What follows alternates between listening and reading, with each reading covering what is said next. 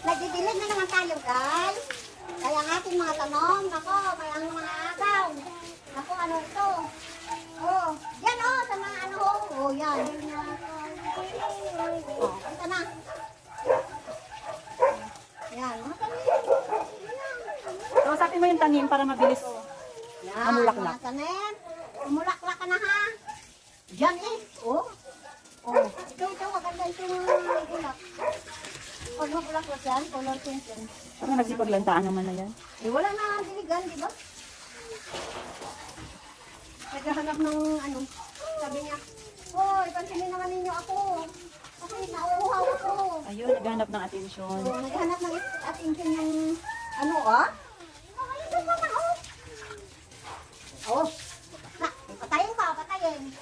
Naghahanap pa yun ng attention ng bulaklak. Mga aganda na, oh. Ito, kaya ay, sana mapansin ninyo ako.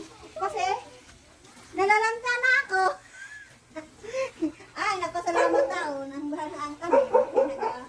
Napansin. Oh, ano yan? Ano yan? Hindi naman yan naman. Unak na rin. Yan, yan. Yan, ganda naman pang, ano niya yan. Tingnan mo. Oh, ito po sa kabila. Tayo! Oh, yan ah. Yan. Ah.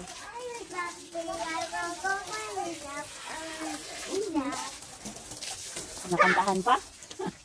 Stop! Oh. Kanta-kanta na lang yan muna. Nakakanta pa? Pakita yan kay Daddy. Daddy, yan sipag-sipag ba ni Yayam? Oh, nagdidilig siya ng halaman dito, oh. Sana paglaki ni Yayam, Daddy, ganyan din siya kasipag. Baka paglaki niya, hindi mo na mautusan.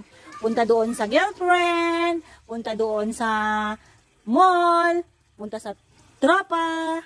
Ano, didiligan mo? Halaman ba yan? Hindi ba yan halaman? Nak, hindi pa tayo nakakabayad ng tubig natin. Hindi na yan halaman, dinidiligan mo. Grabe yung mga damuy natin, tataas na naman, oh. Kailangan natin ng ano, pang malakasang magdadamo. Sino? Wala si Pukweng, eh. Masaka. Siyempre, umuwi na ng taytay. Ah. Tingnan mo na, hindi na yan damo. Hindi na yan nalaman yung dinidiligan niya. Ito, diligan mo. Yan ah. Ganyan. Yan. Patayin ko yan. Patayin. Yan oh. Yan. Ah, patayin ko nga. Patayin ko nga. Naglakad kami, layo nang narating namin, eh. Uy, sana naman. Ano ko? Dilig. Ano ko ng dilig. Oh, maya. Siguro. May makakay. Tawag pa. Ha? Sakit tawak, Nay? Eh, ba't kasi nagyuko-yuko ka pa dyan? Ha? Ba't nagyuko-yuko ka pa dyan? Tayo na kayo dyan, nakit na. Let's go! Uy!